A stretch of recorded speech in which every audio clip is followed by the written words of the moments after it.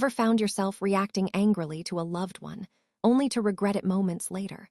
Or felt a sudden wave of sadness that seems to control your mood despite your best efforts? This tug-of-war between our emotions and how we manage them is what psychologists call emotional regulation. It's something every one of us experiences, yet few fully understand why it's so tricky to master. The fascinating reality is that emotional regulation isn't just about controlling feelings. It's a dynamic, complex process rooted deep in our brains and our evolutionary history. At its core, emotional regulation involves the ways we influence which emotions we have, when we have them, and how we experience or express them. Our brain is the command center of this process, with key players like the amygdala, the brain's emotional alarm bell, detecting threats or emotional stimuli, and the prefrontal cortex, the area responsible for reasoning and decision-making, trying to manage or reframe our emotional responses. Research by James Gross, a leading psychologist in this field, categorizes emotional regulation strategies into two broad types: antecedent-focused and response-focused. Antecedent-focused strategies occur before an emotion fully unfolds. For example, cognitive reappraisal involves changing how you think about a situation to alter its emotional impact, like interpreting a criticism as constructive rather than hostile. This strategy tends to be healthier, linked to better social relationships and well-being. Response-focused strategies happen after the emotion is already triggered, such as suppressing an angry outburst. But suppressing emotions can backfire, leading to increased physiological stress and sometimes worse interpersonal outcomes. Evolutionarily, emotional regulation helped our ancestors survive. Quick emotional reactions like fear triggered fight or flight, essential for escaping predators. Yet as social beings, we also needed to control those impulses to maintain group harmony.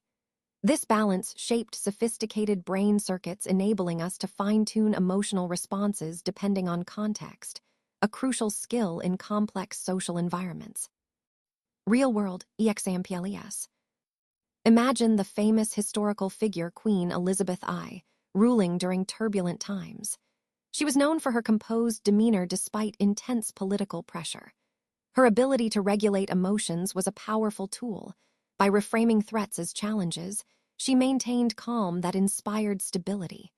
This helped her navigate betrayals and wars without public panic, preserving her authority.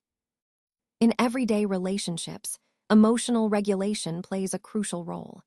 Consider couples during conflicts. Those who reappraise disagreements as opportunities to understand each other tend to resolve disputes more constructively. On the other hand, partners who suppress anger without addressing underlying issues may experience resentment buildup.